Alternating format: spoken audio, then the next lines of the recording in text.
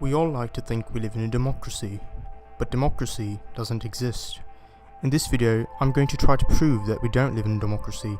We live in the illusion of democracy, not just here in the US, but around the globe. The first argument is we simply cannot call something a democracy which completely voids almost half the nation's vote cast through what we call democratic elections.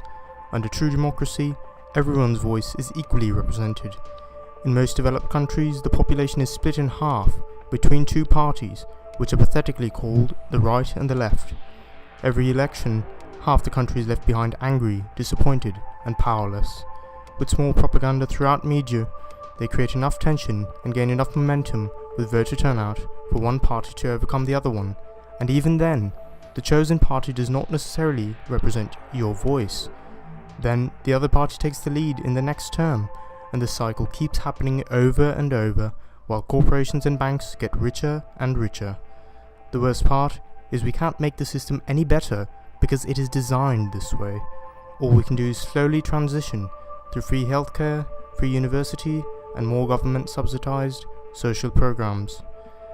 My second argument is why we live in a world that relies on politicians instead of institutions which dedicate themselves in the field and which are collectively studied by thousands of members for hundreds and even thousands of years.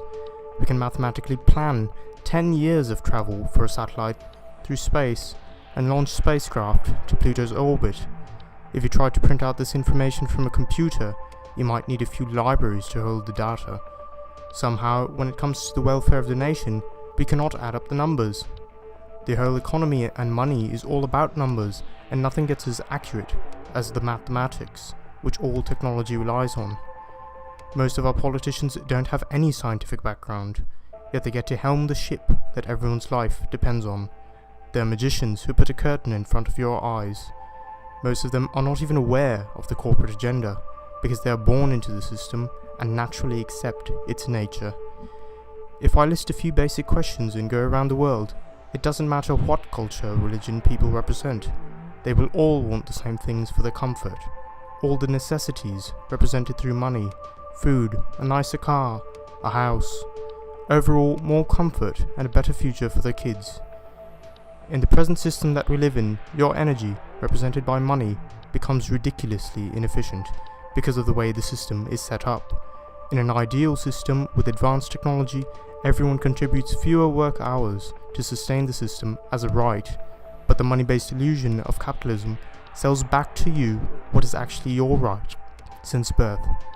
This has been happening all around the globe throughout history, but technology is the key to breaking the cycle, and in the near future, it will force us to shift to a more socialist structure, because a reduction in manpower will force capitalism to fall apart.